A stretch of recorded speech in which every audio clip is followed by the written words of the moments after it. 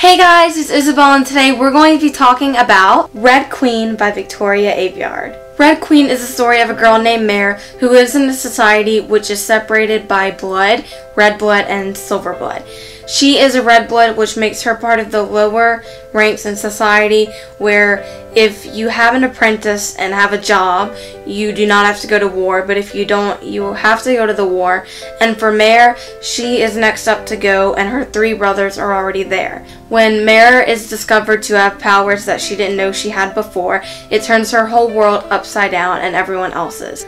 This book was so fantastic, and I highly recommend it to you all. If you've seen it or heard about it from other booktubers and people on Instagram, you need to read it. I had bought it because I heard a lot of great things about it, and it taken me a while to pick it up, but when I did, I absolutely loved it.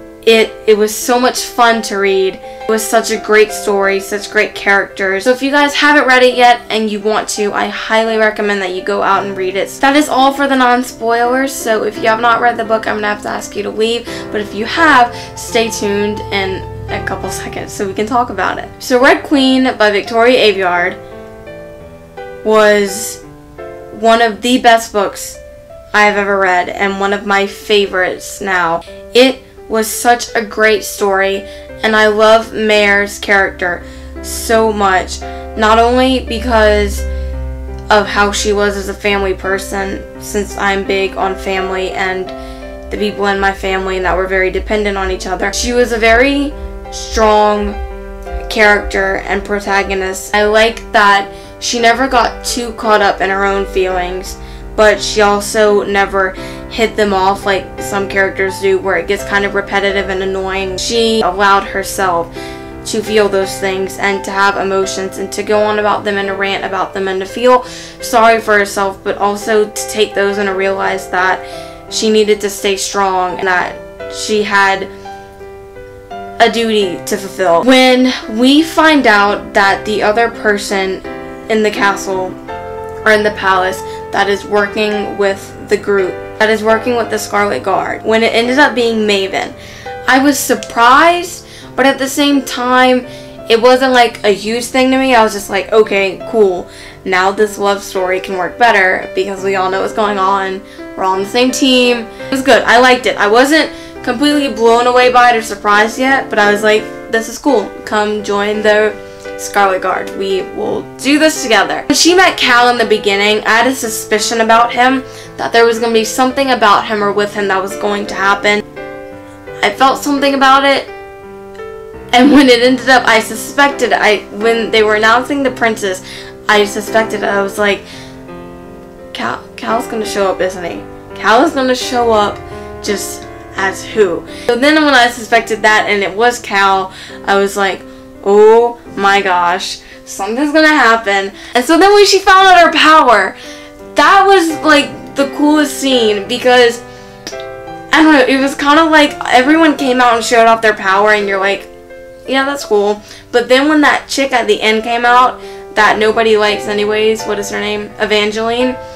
She was so stuck up and obnoxious that I immediately really did not like her. And when they bring her in after they have the power and they're talking to her, and the king and queen are so annoying. There's like, they're typical like horrible ambassador ruler people. But at first I was like, okay, here's the love story. She's gonna have to marry Cal, but then it ends up being Maven. And then it got even better, because I loved Maven so much. I did really enjoy and love her relationship with Maven. It was sweet, and the way he showed signs of depending on her when they were kind of like actually leaning on each other for support for things, and how they confide in one another. I really enjoyed that. I suspected Maven. As much as I thought it could be Maven, I kind of drifted away. I was like, no, the way you and her together, it's not gonna happen. And especially the part where, this is what killed me, when he's like, Cal will do anything for you. No, I was so mad at Cal. And then there's Maven in the back being arrested, and he's shouting like, brother, brother.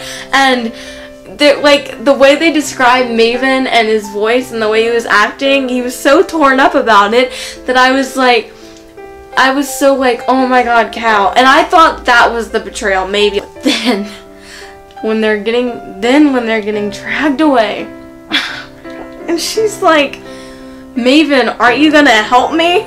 He's like, no, I don't think I will. And I was like, no. My jaw dropped. It hit the floor. I was like, you've got to be kidding me. Maven is not the one who betrays her. And then it was the queen too. And he's such a little mama's boy. Then when the cameras came back on and they just like blame Cal. Why? I was so mad.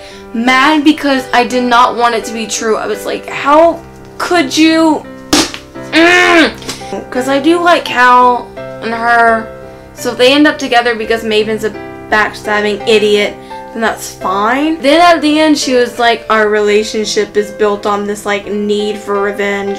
I don't think we can ever get to that place again. They can't go back to the way things were. They can evolve with each other and love each other in a new way. Can we do that? I had shreds of hope, and then he just flipping to ruin that when she's describing him like grinning from the box like, behead them, kill them all. And I'm like, oh, we could have saved this relationship, but you had to go there. You had to go to the beheading. Why does everybody want to behead in these books? I'm really excited for us to find more people like her, like Mare. I think that's really interesting, and I want to know more about what this changes in the DNA and in the blood and the genetics of it, and see is this something more common than we think of? Like, is the red and silver thing really as black and white as everyone sees it? Because she kind of described as like things aren't like that anymore. There's like this gray, there's an in-between. But I'm interested to see how much of that is there. Like, will these people like her bring this new light to where we eventually break free from something like this? So that is it for my review of Red Queen by Victoria Aveyard. As you can see, I have a lot of emotions and feelings about it. I'm super stoked for the next book, and I cannot wait to see what happens with everybody. Thank you guys so much for watching, and remember, we will rise red as the dawn. Bye guys.